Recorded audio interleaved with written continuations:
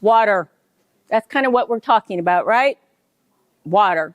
We all need water. 70% of the Earth's surface is covered in water. The most common form is found as a liquid, but also you can get it as solid and a gas. Atomic structure is H2O. Water is attracted to other water molecules through cohesion. Water is attracted to other materials through adhesion. Water has a few unique physical properties. One is it has a high specific heat. It has a high surface tension. That's why those little guys like to run around on top of the water and can do that. Big important one, it's a universal solvent. Basically, it mixes with all sorts of things and takes it across the land into our streams and rivers. Hydrological cycle. All right, guys, know this. Know this. I guarantee there will be questions on it. If it's not a during area, it will be during state. Maybe both. I haven't decided yet. Know how those all fall. Condensation, precipitation, runoff, infiltration, evaporation, transpiration. There's your groundwater. We'll talk about that in a minute.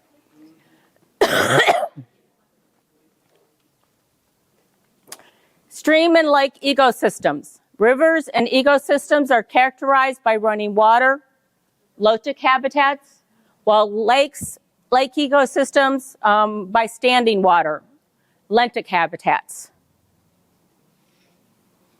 Allotrochous material is basically something imported into the ecosystem from outside of it. The nutrients, food and material, organic matter come from outside the stream.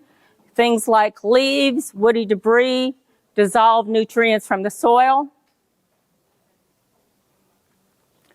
Autotrochous material is organic matter produced within the ecosystem. Inputs come from, with the help of photosynthesis and decomposition. Light zonation in a lake. There are different areas that a typical lake has distinct biological communities linked to the physical structure of the lake and how much light penetrates down into that lake. Okay? Now that's different. That's light. Let there be light. Light. Stratification or lake zones for temperature are these, the epililium, metalilium, and hypolilium.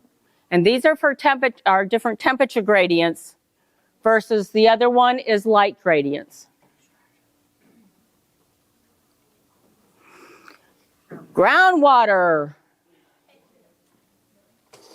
Groundwater fills the spaces between the soil particles and the fractured rock underground.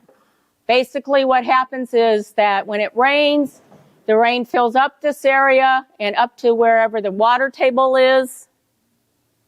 And all that space in there is got water in it. And that's basically called groundwater. As it rains, it fills that area up. And these are called also aquifers. An aquifer is a layer of underground sand, soil, and rock that contain usable quantities of water. They contain what is commonly called groundwater. And there are two types of aquifers, unconfined and confined. And that groundwater one, the one that is basically gets rain and it fills this area up, and then you have the water table. And that water table can ebb and flow. You know, it can either be way up here because it's been raining a lot, or it could be way down here because we got a drought. That's the unconfined aquifer because it just kind of keeps going. So not only water can go into it, but also anything from the land, chemicals, etc., can end up soaking down into that area. They used to, sorry guys, they used to do a lot of wells into that unconfined aquifer, but what happened is sometimes you have chemicals that go down into there too. So therefore, it could pull those chemicals into that well, unfortunately. Below that, we have, whoops, come back here.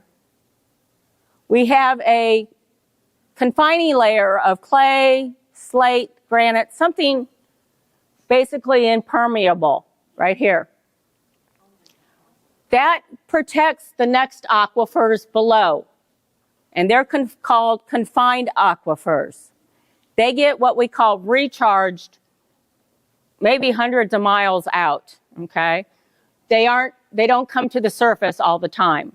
Whereas the unconfined aquifer, the surface is the recharge, and it's constantly changing and constantly getting water into it.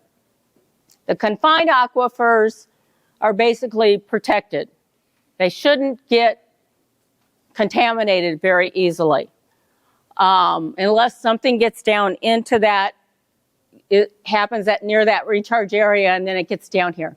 If it gets down into these confined aquifers, that water is millions of years old. It's been here since the dinosaurs. And we basically have no new water. All the water we have has been here since the dinosaurs, right?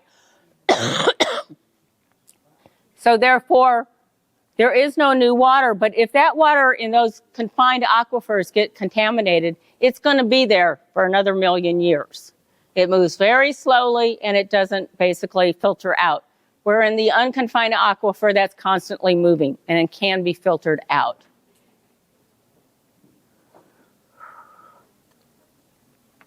Water quality tests that we do are for temperature, pH, turbidity, and dissolved oxygen. At least these are the ones we do under the Adopt a Stream program. There are others that people do, but these happen to be the ones we do under our program. Temperature, you know what that is, how hot or cold the water is. We'd like the water to be cooler because of the fact that it doesn't evaporate it nearly as easily if it's warm outside, and it's evaporating because of the heat and stuff and warm water. Dissolved oxygen is how much oxygen is in the water that aquatic life can use. Colder water or low salinity, you have a higher dissolved oxygen. Warmer water or warm water or high salinity, you have a low dissolved oxygen. Cold water or low salinity, you have a higher dissolved oxygen. pH, you guys know the pH scale, I would assume, 0 to 14, 7 is neutral. Aquatic life lives between about 6.5 and 8.5. Outside those parameters, they start having problems. Turbidity. Turbidity is how muddy or clear the water is. We don't want the water to be too muddy because we've talked about it before. It starts covering the gills of fish, makes it difficult for reproduction, etc. There's a few different laws that basically protect water quality. The Federal Water Pollution Control Act, the Clean Water Act, the Safe Drinking Water Act, and the Water Quality Act of 1987. Just kind of be aware of those.